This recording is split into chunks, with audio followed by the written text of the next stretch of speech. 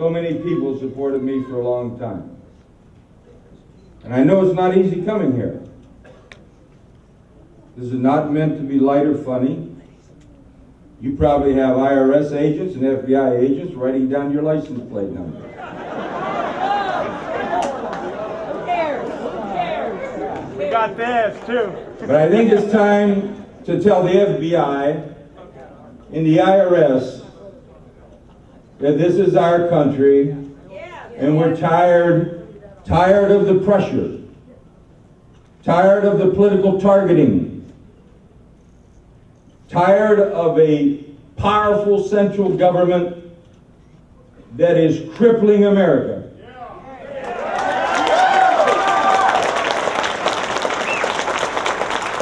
My wife's saying don't say too much. I'm not going to say a whole lot. I want you to watch this coming Friday on Fox News, the On the Record show with Greta Van Susteren, because I am going to make some significant statements that I do not want diluted and denuded here by an opposing print medium.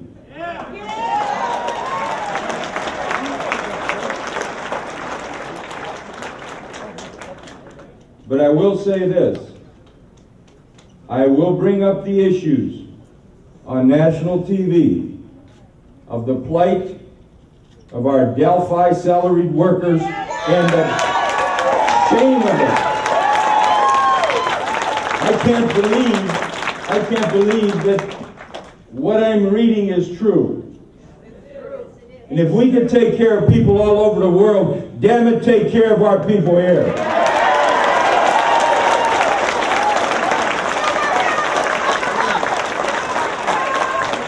Second of all, although it be very controversial, there's a man once again fighting for his life, this time in Germany. I noticed that nobody has the anatomy to even stand up and question this. I plan to get right back in it.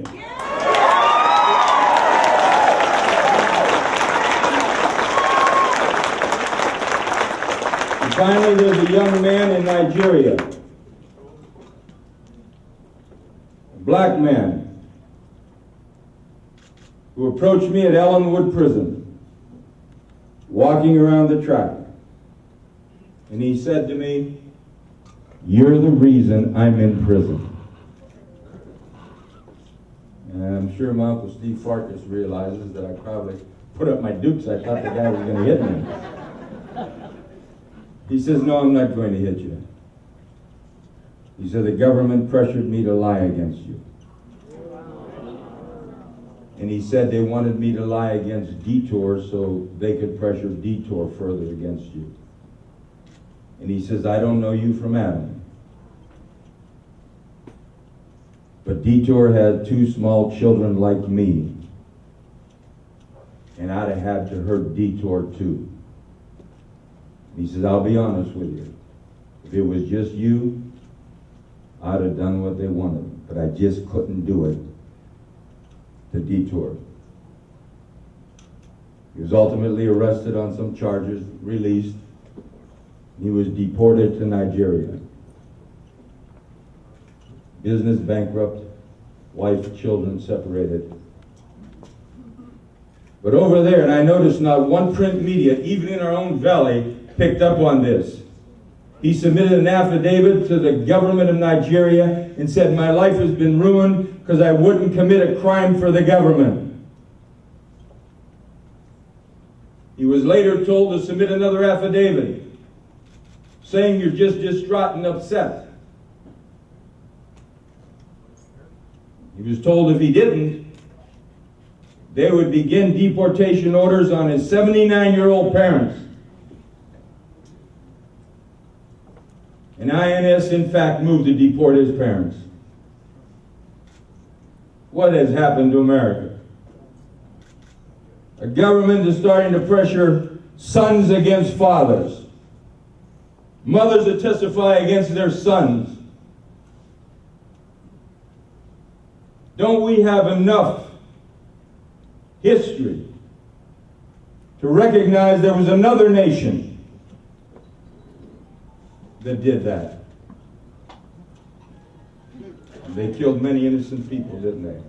Yes, they did, Jim. I think it's time we send a message. Enough already. It's enough. But it's not going to come from around the country. People are so scared. Yeah. They won't open their mouth. But it can come from Northeast Ohio, from Youngstown, Ohio. And I want you to follow it very close. I want you to follow it very close. And use your own judgment.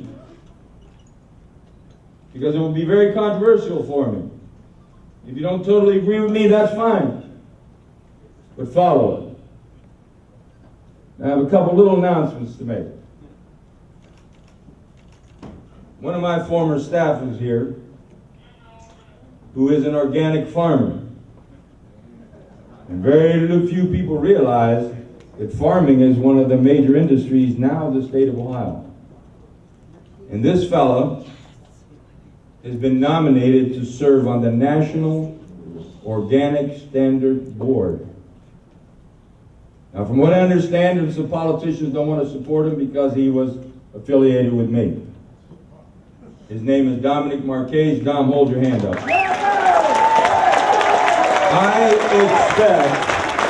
I expect Dominic Marquez to serve on that board. If you can, write a letter to the Department of Agriculture supporting Dominic. It's my daughter's birthday today.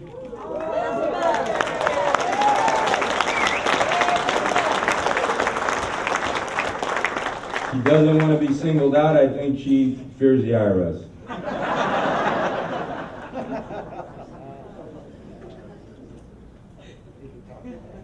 My Uncle Steve Farkas is here. He's the head of our family now. Uncle Steve, hold your hand up. Where's Miss Ellie? There's a little Babbitt girl.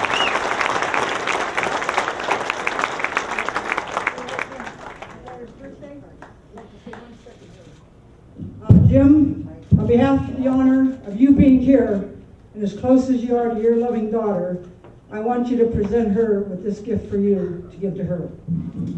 That's what she didn't want.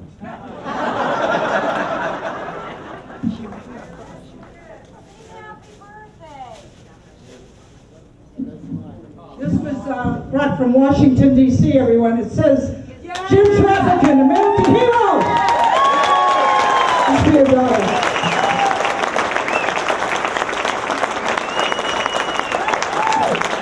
So frankly, I was a quarterback, as a congressman, and I'm a convict. I have one hell of a pedigree. All right, Jim. But listen to this, I'm proud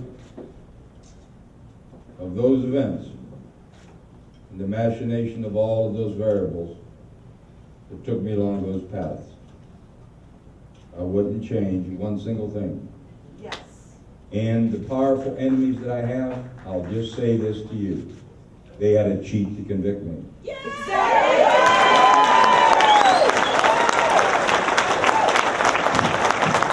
And I knew that because they couldn't live with that 1983 verdict. Exactly. Yes. And you see, if more Americans started to stand up, Yeah. America would change. And America, I mean this, must take their government back. Yes. We do not control it. So Elizabeth, where's Elizabeth? Elizabeth's ducking. She's chicken. Before I leave, I want to tell you one little story about my wife.